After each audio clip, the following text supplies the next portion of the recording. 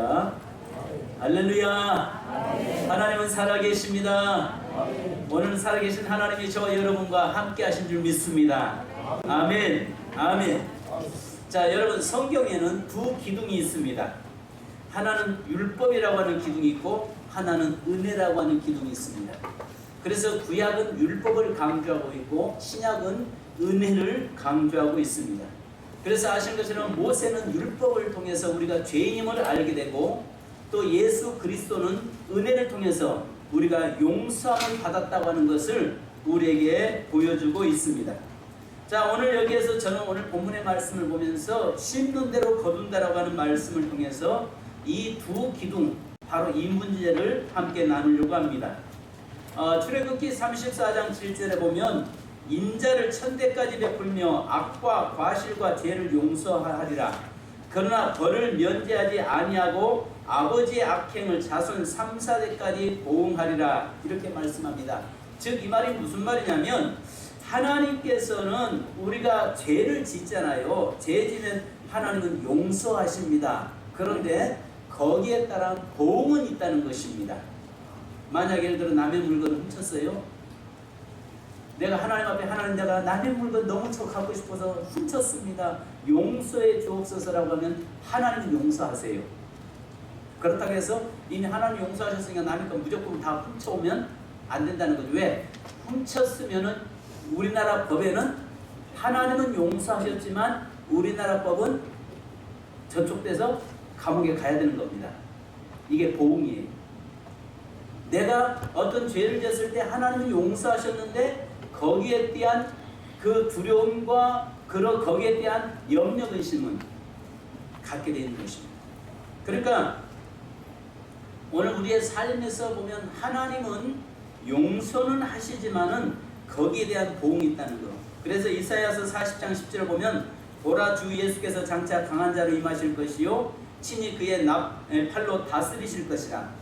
보라 상급이 그에게 있고 보응이 그의 앞에 있으며. 상급과 보응이 있다는 것입니다. 오늘 여기에서 야곱이 아시는 것처럼 잘 아는 것처럼 그가 아버지를 속여서 옷을 염소와 털옷을 붙이고 아버지 앞에 가서 속였잖아요. 그런데 그 30년이 지난 후에 아들을 통해서 자녀들을 통해서 자기는 자기 혼자 가서 했는데 이 10명의 아들들이 자기를 속여버리는, 그래서 그것 때문에 평생의 눈물로 세월을 보내는 그의 인생의 삶을 보게 됩니다.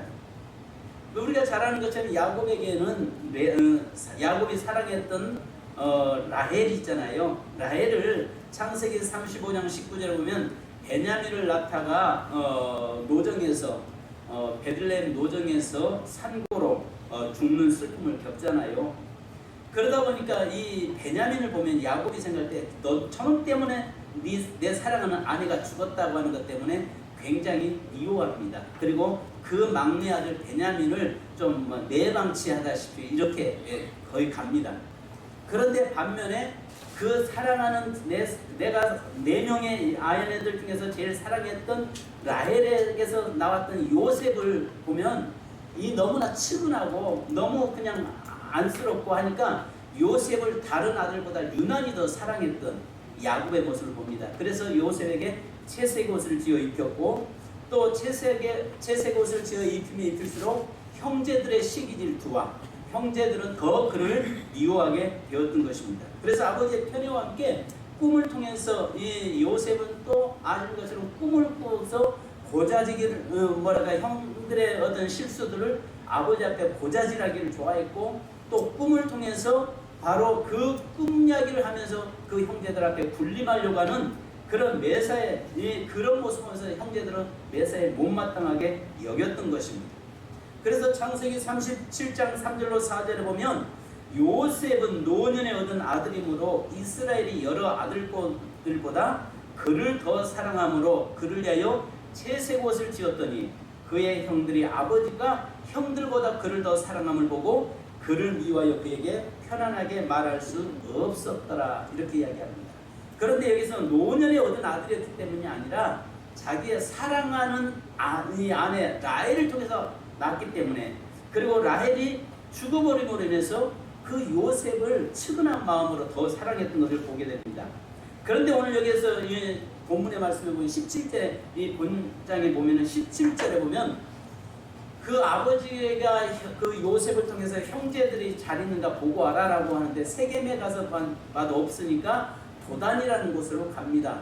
도단에 가서 보니까 그곳에서 형제들이 잘 있는가 보고 있는데 멀찍이서 먼발에서 오는 그를 보면서 아신 것처럼 10명의 형들이 그 저 꿈쟁이 요셉이 온다면서 갖다가 결박시켜서 웅덩이에다가 가둬놨다가 팔아버리잖아요.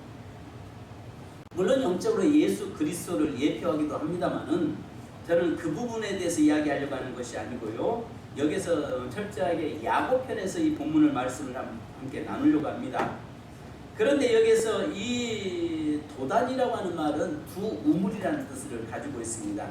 그리고 요셉을 도단에서 두 우물 있는 그 도단에서 그를 결박시켜서 물 없는 웅덩이에다가 가둬놨다라고 이야기합니다. 집어 던져놨다라고 해야죠. 우물은 뭐라고 이야기했죠? 고난이라고 했잖아요. 그러니까 이것은 두 우물이라고 하는 것은 이러한 사건으로 인해서 벌어질 야곱의 고난과 그 다음에 그 요셉의 고난을 어떤 고난이 펼쳐질 것인가에 대해서 우리에게 보여주고 있는 것입니다. 그리고 그 고난이라고 하는 일 속에서 우물이라고 하는 그 우리가 아시는 것처럼 항상 고난을 대비시킬 때는 우물을 항상 대비시켰잖아요. 그래서 아신 것처럼 모세가 미디안 광야에 우물가에 쓰러져 있었던 거, 그 다음에 수가성 우물가의 여인, 전부 성경에 보면 우물가에 우물이 있는 곳은 고난으로 이렇게 예표하고 있습니다. 샘은 은혜잖아요. 왜냐하면 샘은 내가 수고하지 않고 얻는 거기 때문에 은혜지만 고난은 내가 땅을 파서 물을 얻는 것이기 때문에 고난으로 성경은 예표됩니다. 그래서 여러분들이 항상 성경을 보실 때에 우물을 등장시킬 때는 이 사람 지금 고난, 성경에서는 고난을 지금 이야기하려고 이렇게 말씀하고 있구나 라고 이렇게 생각하시면 될 것입니다. 그래서 도단이라고 하는 것은 두 우물이라는 말이에요. 그러니까 그 앞으로 이 사건을 통해서 그의 아버지 요셉이 당할 고난, 그 심적인 고통과 고난이 얼마나 크고, 그 다음에 그 일에 인해서 야곱이 그렇고 요셉이 또 얼마나 그 미디안에 팔려가서 애국으로 팔려가서 고통 속에 있는가에 대해서 미리서 현재 지금 우리에게 예표하고 있는, 보여주고 있는 것입니다. 자, 그런데 그런 환경 고난 속에 있을지라도 하나님은 두 가지를 통해서 일하고 계시는 것을 우리 볼 수 있습니다. 두 가지를 통해 일하시는데, 첫째는 씹는 대로 거두게 하시는 하나님이시라는 것입니다. 여기에서 하나는 아시는 대로 30년 전에 자신이 행했던 일을 통해서 그에게 똑같은 보응을 받게 하셨습니다. 그래서 성경이 여러분 씹는 대로 거둔다고 말씀하잖아요. 그래서 하나님은 죄를 회개하면 용서하시지만 그에 대한 보응은 반드시 따른다는 것입니다. 아시는 것처럼 야곱이 자기 형을 속이고 아버지를 속여서 그가 아버지 앞에 나가서 형의 축복을 빼앗았는데, 하나님은 그것을 통해서 야곱을 인정을 했지만은 그로 인해서 야곱의 삶은 하나님은 거기에 대한 보응이 30년 후에 열매로 나타나고 있는 것입니다. 그러니까 반드시 내가 이 땅에서 악을 행하고 사는 사람은요, 그 악이 내 대에서 나타나지 않으면 자손 3, 4대까지 그 결과가 보응이 따른다는 것을 기억하시기 바랍니다. 그래서 우리가 할 수만 있으면요, 이 땅에서 선하게 살려고 몸부림쳐야 되고, 이 땅에서 의롭게 살려고 하는 몸부림침이 저와 여러분에게 일어나야 한다는 것이죠. 그러니까 하나님은요, 나는 잊어버리고 지나도 문제는 하나님이 잊어버리지 않는다는 걸 기억하신다는 거. 나는 어떤 사람에게 해를 가하고 어떤 사람에게 상처를 주고 어떤 사람에게 고난을 안겨줬을고 넘어가 버렸을지 몰라도 하나님은 반드시 그것을 통해서 내게로 그 보응이 올 때는 그 보응은 너무 크다는 것입니다. 아시는 것처럼 30년 전에 아버지 하나 속였잖아요.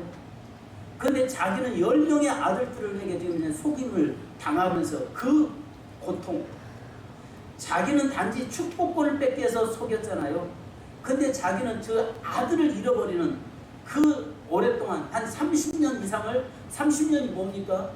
그가 이 뭐랄까 거의 한 30년 정도 되죠. 그 기간 동안에 그의 인생에서 고통과 눈물 속에서 살아가는 바로 그 모습을 보게 됩니다.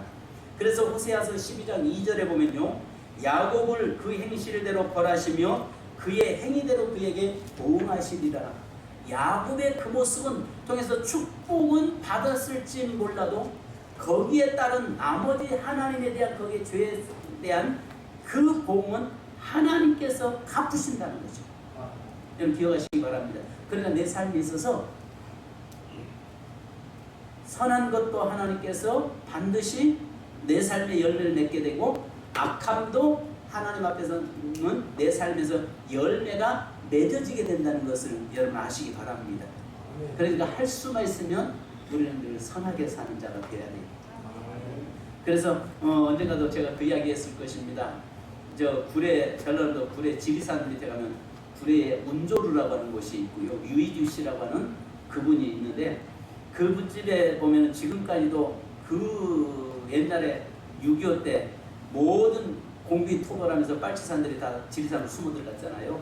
그런데 그곳에서 다른 집은 다 불태워졌는데 거기만은 지켰다고 합니다. 왜 그러냐면 그 운조루라는 곳에 가면은 그 앞에 뒤주가 하나가 있는데 거기에다가 늘 쌀을 채워놨다고 합니다. 그래서 사람들이, 그리고 사람이 안 보이는 곳에다가 밖에다가 한쪽에 세워놨는데 가난한 사람들은 와서 언제든지 쌀을 퍼갈 수 있도록 그렇게 만들어놨다고 하잖아요.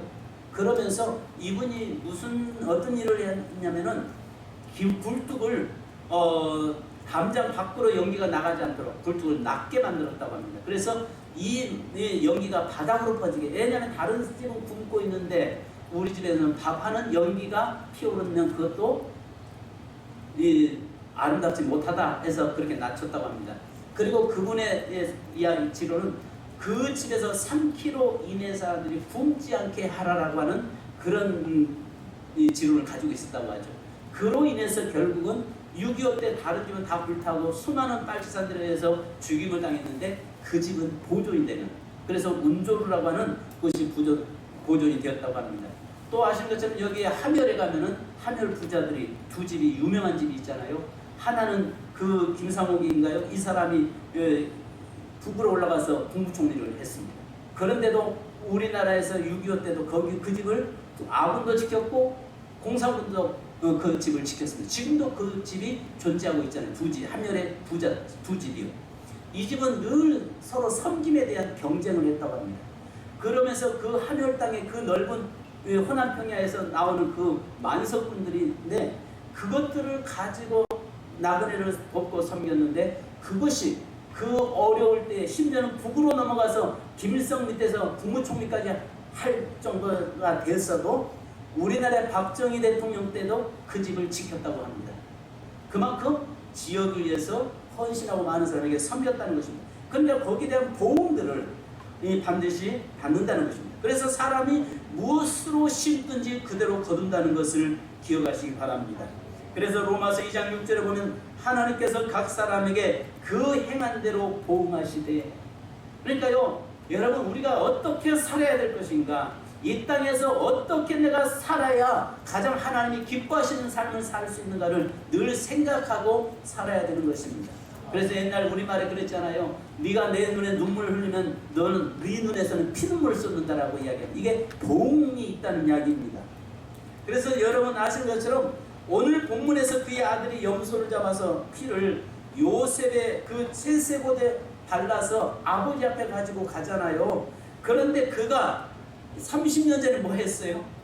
양을 잡아가지고, 염소를 잡아가지고 그 가죽을 붙이고 그걸 아버지 앞에 나갔던 그것을 그대로 현재 지금 자기가 보응을 받고 있잖아요. 에레미야서 17장 10절에 보면 나 여호와는 심장을 살피며 폐부를 시험하고 각각 그의 행위와 그의 행실대로 보응하나니. 자, 여러분 늘 보응이 있음을 기억하시기 바랍니다. 그래서 갈라디아서 6장 7절로 9절에 보면 스스로 속이지 말라, 하나님은 역신여기지 아니하시나니 사람이 무엇으로 심든지 그대로 거두리라. 자기의 육체를 위하여 심는 자는 육체로부터 썩어질 것을 거두고 성령을 위하여 심는 자는 성령으로부터 영생을 거두리라. 우리가 선을 행하되 낙심하지 말지니 포기하지 아니하면 때가 이름에 거두리라. 반드시 내가 선을 행했다면 때가 되면은 반드시 그것이 열매로 내게 다가온다는 사실을 믿으시기 바랍니다. 내가 악을 심었으면 때가 되면 그 악이 자라서 그 악이 내게로 다시 돌아올 것이고, 내가 선을 심었으면 선이 자라서 때가 되면 열매로 내게 온다는 사실을 늘 기억하시기 바랍니다. 여러분, 창세기 오늘 38장 37장이 끝나고 난 다음에 38장 1절에 보면 이렇게 이야기합니다. 그 후에 유다가 자기 형제들로부터 떠나 내려가서 아둘람 사람 히라와 가까이 하니라 이야기하는데, 이 유다라고 하는 사람이 어떤 일을 하냐면, 자 보십시오. 26절 우리 이 37장 26절 한번 같이 읽어보십시다. 시작. 유다가 자기 형제에게 이르되 우리가 우리 동생을 죽이고 그의 피를 덮어둔들 무엇이 유익할까? 자, 그를 이스마엘 사람들에게 팔고 그에게 우리 손을 대지 말자. 그는 우리의 동생이 우리 혈육이라 하며 그의 형제들이 청종하였더라 라고 이야기합니다. 그런데 이 29절 보십시다. 루벤이 돌아와 구덩이에 이르러 본즉 거기 요셉이 없는지라 옷을 찢고 이렇게 이야기합니다. 그러니까 그의 큰 맏형은 이 요셉을 살려내려고 하고 있는데, 유다는 뭐 죽이려고 하겠냐, 팔아버리자 해가지고 미디안으로 팔아버리잖아요. 그런데 그 결과가 38장 1절부터 보면 그 다음에 유다 이야기가 나와요. 유다 이야기가 나오는데 그 유다에게 세 아들이 있는데 그의 가정의 삶이 얼마나 비참하게 나타나는가를 우리가 알 수 있죠. 그러니까 여러분, 이 성경에 보면요, 유다가 그의 동생 아울을 갖다가 팔아버리는 결과로 인해서 나중에 자기에게는, 유다는 가나안 여인에게서 엘과 오난과 셀라라는 세 아들을 뒀는데, 그리고 맏아들 엘과 둘째 아들이 죽임을 당해 죽고, 그 다음에 그가 셋째인 다말과 며느리와 근친상간에서 자식을 낳는 바로 그런 어려움들을 낳게 됩니다. 그러니까 보응이라는 게 얼마나 큰 무서운가를 우리에게 보여주고 있는 것입니다. 여러분, 여기에서 보이는 야곱의 삶이, 그 보응이 30년 후에 나타난 그 보응이 얼마나 컸고, 그 다음에 유다가 행했던 그 일들의 보응이 그 나중에 어떤 결과가 나오는가를 우리에게 보여주고 있는 것입니다. 그러니까요, 할 수만 있으면, 우리가 할 수만 있으면 선을 행하시고, 할 수만 있으면, 그래서 우리 주님 뭐라고 말씀하니까, 나그네에게 물 한 그릇 대접하는 것도 하나님은 기억하시고 갚으시겠다고 말씀합니다. 할 수만 있으면 많이 섬길 수 있기를 바랍니다. 할 수만 있으면 사람과 원수 맺지 않기를 주님의 이름으로 축복합니다. 그래서 내가 죄로 인해서 다른 사람 원수 맺음으로 인해서 그것이 내게, 그러니까 지금은 몰라요. 작은 별거 아닌 것처럼 나타나는데 나중에 이것이 점점 자라서 그것이 열매가 맺혀져서 그 열매가 내게 다가올 때는 너무나 크다는 것이죠. 그래서 오늘 우리의 삶에서 보면요, 이 요셉이 야곱이 그로 인해서 자기에게 왔던 아픔은 너무 큰 겁니다. 두 번째, 앞서가시는 하나님이심을 우리는 볼 수 있습니다. 하나님은 요셉을 미리 보내셔서 아시는 대로 흉년을 대비시키잖아요. 이사야서 45장 2절에 보면 내가 너보다 앞서가서 험한 곳을 평탄하게 하며 논문을 쳐서 부수며 쇠빗장을 꺾고 이야기합니다. 그러니까요, 항상 두 가지를 하나님은 늘 이야기하세요. 하나는 앞에서는요, 유다 요셉 그 아들들을 통해서 자기에게 왔던 것은 자기가 어떻게 행했던가에 대한 그 보응이 나타나고, 두 번째는 비록 그 보응이지만 그 사건을 통해서 하나님은 야곱의 가정을 살리려고 요셉을 앞서 보내시는 것을 우리는 보게 되는 것입니다. 그래서 하나님은요, 항상 내 인생의 삶이요, 두 가지를 늘 병행시킵니다. 하나는 율법이라는 걸 통해서 내게 보응이라는 것이 나타나고, 또 하나는 그걸 가운데서도 또 하나님의 은혜로 축복의 길로 나를 이끄신다는 사실을 여러분 믿으시기 바랍니다. 그래서 여기 우리가 아는 것처럼요, 앞서가시는 하나님을 본데요, 여기서 두 가지로 나타납니다. 아브라함과 이삭과 야곱에게 맺은 언약을 이루기 위해서 지금 현재 이 고난이 그에게 주어진 것입니다. 그러니까 지난주에도 말씀드렸잖아요. 고난이라고 하는 것은 꼭 나쁜 것만 아니라고 했잖아요. 고난을 통해서 내가 하나님의 윤례를 알게 되고 고난을 통해서 하나님께 더 가까이 나간다고 했잖아요. 비록 지금 야곱이 이로 인해서 요셉을 사랑하는 아들을 잃어버리는 아픔이 있었지만, 그러나 이것은 한편으로는 아픔이지만 보응으로 나타나지만 한편으로 이것이 하나님의 은혜와 축복이라는 것입니다. 그러니까 내 인생의 삶에 고난이 왔을 때 이것이 보응으로 나타날 수 있지만은 그것이 하나의 축복으로 내게 나타난다는 것이죠. 그래서 여기 보면 첫째는 아브라함과 이삭과 야곱에게 맺은 언약을 이루기 위해서인데요.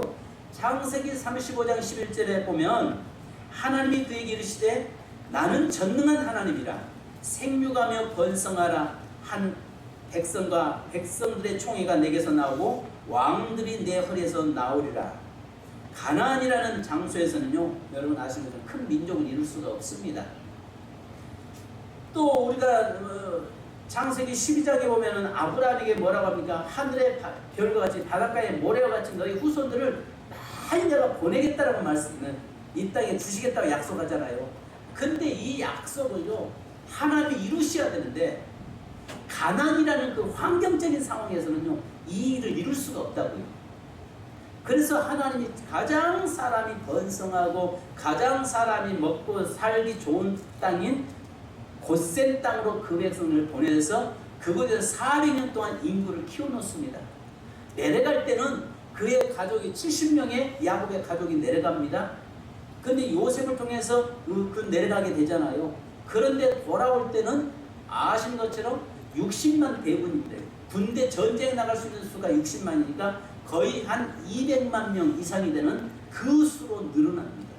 그래서 하나님께서 약속의 성취를 이루기 위해서 이 일들을 진행하는데, 출애굽기 1장 12절에 보면 그러나 학대를 받을수록 더욱 번성하여 퍼져나가니 애굽 사람이 이스라엘 자손으로 말미암아 근심하여 이야기합니다. 즉 이 말이 뭐냐면 아브라함과 맺은 언약을 이루기 위해서 그들을 현재 그 애국으로 내려보내는 겁니다. 그러니까요, 내게 고난이 오고 때로는 그 고난을 통해서 어떤 하나님께서 어떤 이 역사를 이루어가는 때 이것은 단지 보응만 보는 것이 아니라 그것을 통해서 하나님의 의도가 있고 하나님의 계획이 있다는 것이죠. 두 번째는 흉년이 올 걸 미리 아시고 준비하신 여호와 이레의 하나님이셨던 것을 볼 수 있습니다. 아브라함, 야곱이나 그의 가족 아무것도 모르잖아요. 어떤 일이 앞으로 닥칠지 모르잖아요. 그런데 하나님께서 그 땅에 흉년이 올 것을 이미 아시고, 만약에 여러분 우리나라 한 3년만 비 오지 않으면 어떻게 될까요? 근데 여기에서 7년간 흉년이 왔어요. 그러니까 7년간 흉년이 오니까 이것은 애굽 땅만 흉년 온 것이 아니라 그 근동 전부 지역이 다 흉년이 왔어요. 다. 그러면 결국은 야곱의 가족은 거기서 하나님의 약속은 고사하고 거기서 다 굶어 다 아사로 기근을 해서 다 아사로 해서 다 죽을 거라는 거죠. 그러니까 이미 하나님을 믿어서 아시고 여호와 이레 하나님 야곱을 내게 그 문제를 오지만은 요셉을 먼저 보내서 그 일들을 그 피하게 만드시는 하나님이신 것을 보게 됩니다. 여러분 오늘 우리의 삶에도요 늘 하나님은 여호와 이레 준비하신 하나님이시고 앞서가신 하나님이심을 믿으시기 바랍니다. 아브라함이 이삭을 모리아산에 번제로 바칠 때 여러분 아시는 것처럼 아브라함은 이삭을 끌고 가지만은 하나님은 모리아산에다가 뭘 준비해 놓으셨어요? 이삭이 드려질 제물 대신에 이삭 대신에 어린 양을 준비해 놨어요. 오늘 우리의 인생의 삶에도 항상 하나님은 미리서 내 인생의 삶에 앞서가시는 나보다 더 나를 잘 아시는 하나님이 나보다 내 인생의 길이 어떻게 연결될 것인가를 아시는 하나님께서 미리서 준비하고 계시는 하나님이심을 믿으시기 바랍니다. 그러니까요 오늘 여기서 우리가 살아도요 의롭게 살아야 될 필요가 있고 정말 또 우리가 그 때로는 고난이 올지라도 그러나 하나님이 앞서가시고 늘 하나님이 먼저 그 앞서가시면서 어떤 역사를 성취해 가시는 하나님이심을 우리가 볼 수 있는 것이죠. 여러분 결론으로 말씀드린다면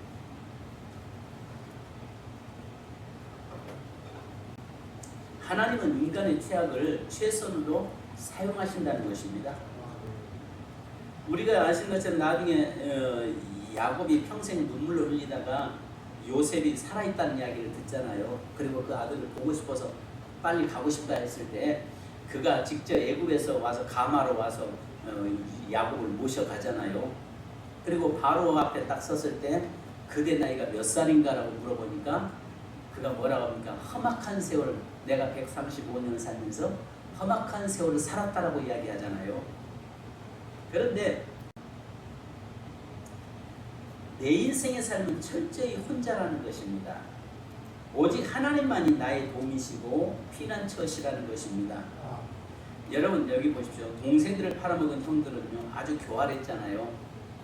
순염소 피를 묻힌 그 옷을 아버지에게 보내잖아요. 자기들이 직접 가지고 와서 아버지 이게 동생이 옷인가 좀 보십시오라고 말하지 않습니다. 제가 볼 때 이게 동생의 옷 같은데 아버지 한번 확인 한번 해보십시오 이렇게 말하지 않습니다.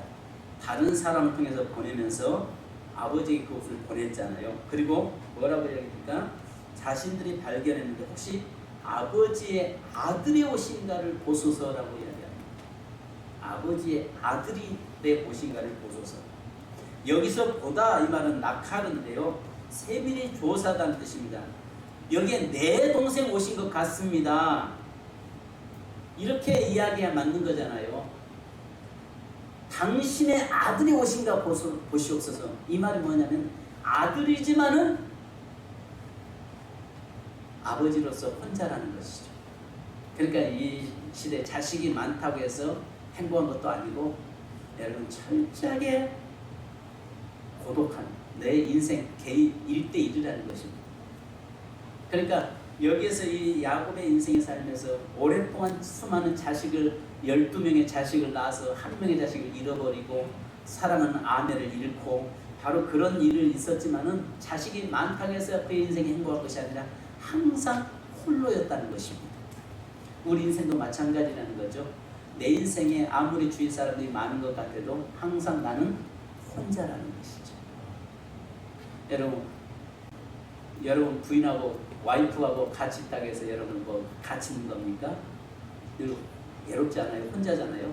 남편하고 같이 있다고 해서 여러분 행복합니까? 늘 혼자잖아요. 자식들이 많다고 해서 손자들이 많다고 해요? 늘 혼자잖아요. 이것은 뭐냐면 야곱의 인생에서 험악한 세월을 보내는 동안에 늘 홀로였다는 것이죠. 그 속에서 그에게 오직 그의 인생을 이끌고 계신 분은 하나님 한 분이셨다는 것을 우리에게 이야기하고 있는 것입니다. 내 인생의 삶에 자식들이 나를 책임진다고요? 그럴 수 없습니다. 우리의 가족들이 나를 책임져 준다고요? 그러지 않습니다. 홀로라는 것입니다. 그러나 하나님은 함께 하신다는 것입니다.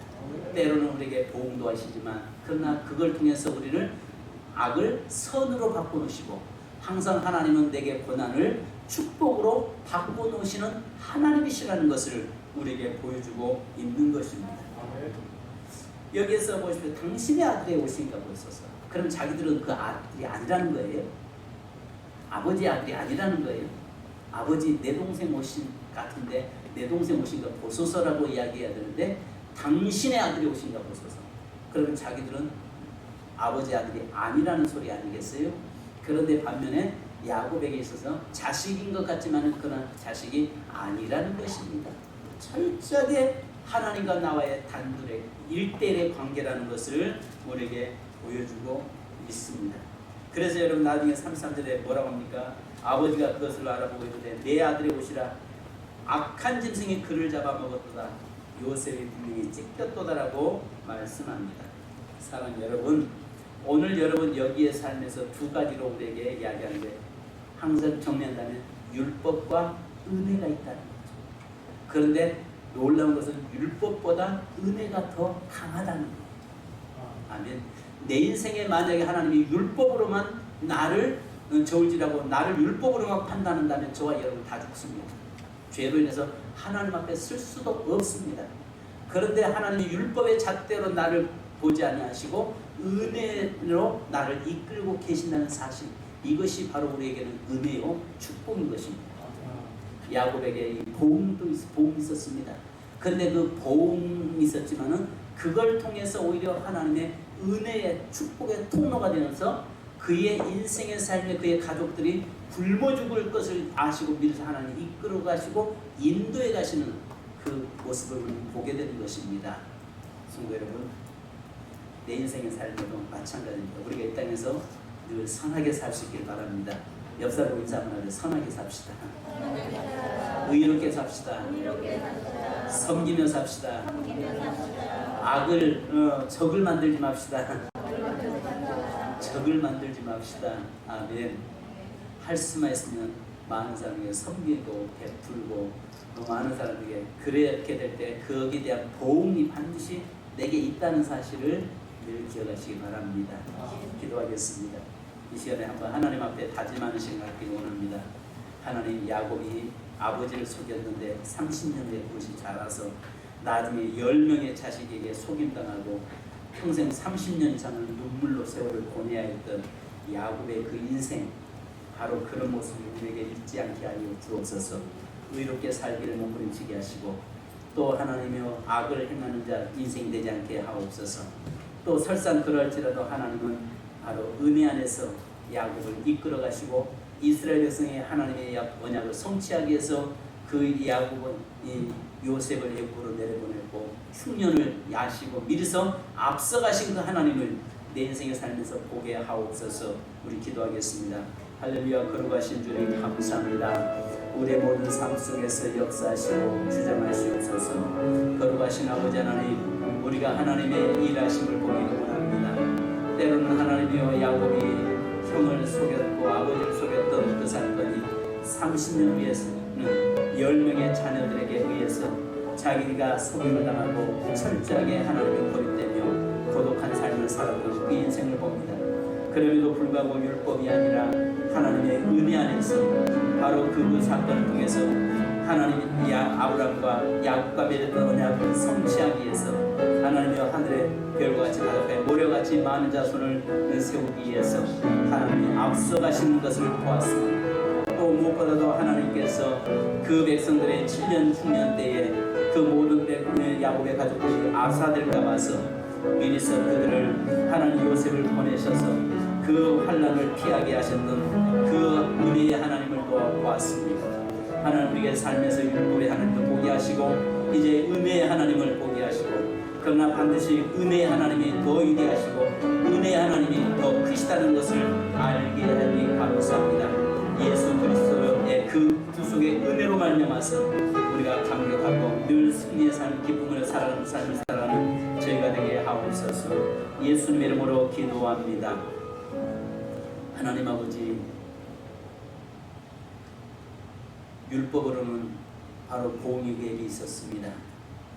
그러나 하나님, 율법으로 보응으로 끝나지 않고 그것이 하나님 앞에서 은혜로 또 아버지 하나님이 이어졌던 그의 모습을 봅니다. 하나님, 우리 앞에 율법과 은혜가 놓여 있는데 율법에 매여 있는 삶이 아니라 이제 하나님의 은혜 안에서 살아가는 우리의 삶이 되도록 인도하여 주옵소서.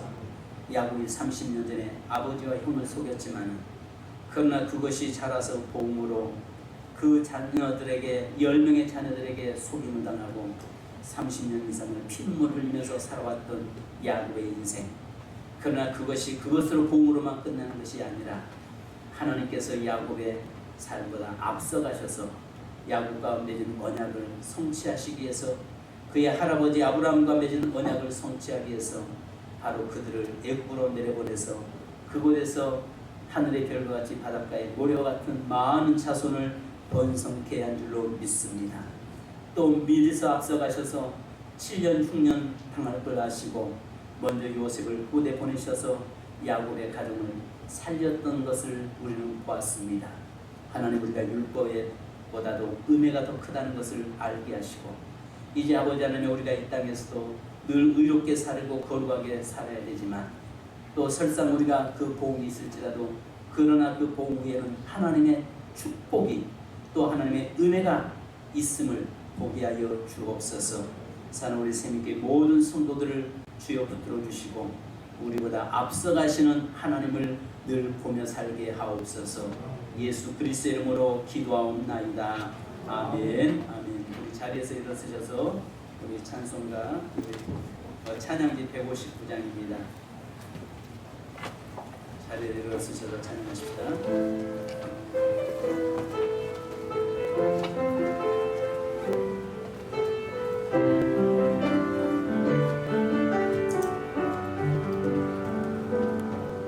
세상 모든 민족이 구원을 얻기까지 쉬지 않으시는 하나님, 주의 심장 가지고 우리 이제 일어나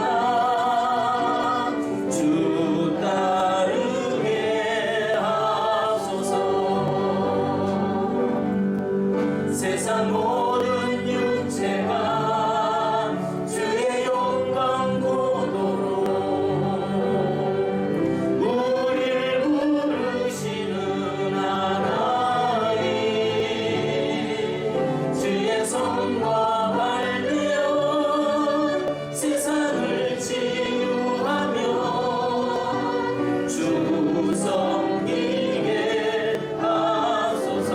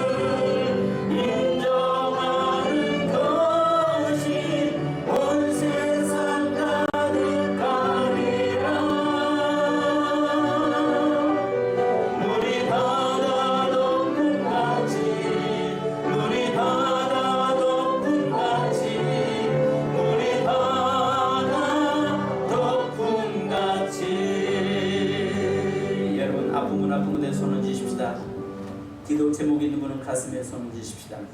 오늘 우리에게 때로는 그것이 보응으로 나타났을지 몰라도 그러나 보응으로 끝나는 것이 아니라는 것입니다. 거기에는 하나님의 은혜가 있고 하나님의 축복이 있음을 우리에게 보여주고 있습니다. 이 시간 기도하겠습니다. 하늘과 땅의 모든 권세를 가지신 존귀한 이름 예수 그리스도의 거룩한 그 이름, 능력의 이름, 생명의 이름, 역사의 이름, 그 이름을 의지하고 그 이름을 붙잡고 또 그 이름을 선포합니다. 오늘도 하나님의 예수 그리스도의 거룩하신 그 이름을 붙잡은 성도들을 주여 이 시간에 만져 주옵소서. 예수 그리스도의 이름을 의지하고 이 시간에 기도하는 모든 성도들 한 성도를 만져 주시옵소서. 하나님의 질병으로 고통 속에 있습니다. 예수 그리스도의 거룩한 이름 보혈의 그 능력으로 그 권세로 사단의 권세도 장악 짓밟아버린 모든 사단의 머리를 깨뜨려버리신 그 권세로 이 시간에 살아가는 모든 성도를 치유하여 주시옵소서. 나사렛 예수 이름으로 명령하노니 모든 질병은 떠나갈지어다. 흉악의 결박은 풀려질지어다. 저주의 문은 닫혀질지어다. 주의 성령의 능력으로 역사하여 주옵소서. 주님 피 묻은 손으로 안수하여 주옵소서. 내가 너를 위해 채찍에 맞음으로 네가 나음을 입었다고 주님 말씀하여 주옵소서. 주여 주님이 채찍에 맞음이 나의 육체의 연약함임을 믿습니다. 나의 질병임을 아버지 믿습니다. 이 시간에 예수 그리스도의 이름과 그 능력의 권세로 나의 모든 질병을 깨끗게 하여 주시옵소서. 주님, 이 시간에 하나님의 기도 제목이 있습니다. 물질의 문제, 환경의 문제, 아버지 인간관계의 문제, 자녀의 문제, 사업의 문제, 여러 가지 문제들을 우리가 안고 삽니다. 이 땅에 살고 있다는 것 자체가 문제 속에 살고 있다는 것과 같지만은, 그러나 오늘 우리는 예수 그리스도께서 다 이뤘다고 선포하신 그 능력 안에 있습니다. 이제는 그리스도의 십자가 안에 우리가 들어갔사오니, 이제는 그 문제가 아니라 문제를 다스리고 그 문제가 해결되며 그 문제를 이에 서 있는 저희의 삶이 되도록 역사하여 주시옵소서. 예수 그리스도의 이름으로 명령하노니, 사랑하는 성도들에게 있는 기도 제목, 모든 기도거리들은 예수 이름으로 다 사라지며 다 응답의 불로 임하는 역사이 날지어다. 주여 성도들 만져 주옵소서. 주여 성도들 고쳐 주옵소서. 주여 성도들의 문제를 해결시켜 주옵소서. 주여 성도들에게 기쁨의 소식이 전해지게 하여 주옵소서. 주여 성도들의 모든 삶이 간증들이 되게 하시고 간증하며 살아가도록 역사하시며, 주여 사랑하는 모든 성도들이 하나님의 나와 함께 하시며 하나님의 임재를 경험하며 살아가는 삶이 되도록 역사해 주옵소서. 주여 이 재단을 축복해 주옵소서. 주여 이 재단의 성도들을 축복하여 주옵소서. 주여 이 재단과 성도들이 마지막 시대까지 남는 자가 되게 하시고, 마지막 시대까지 주의 말씀 안에 승리자가 되도록 역사해 주시옵소서. 지금은 우리 주 예수 그리스도의 크신 은혜와 아버지 하나님의 무한하신 사랑하심과 성령님의 이루하심과 교통하심이 오늘도 복음을 뛰어넘어서 은혜와 축복으로 인도하신 그 하나님 안에 쓰기 원하는 모든 성도들 위에 지금으로부터 영원토록 함께 계실지어다. 아멘. 주님 감사합니다. 고맙습니다.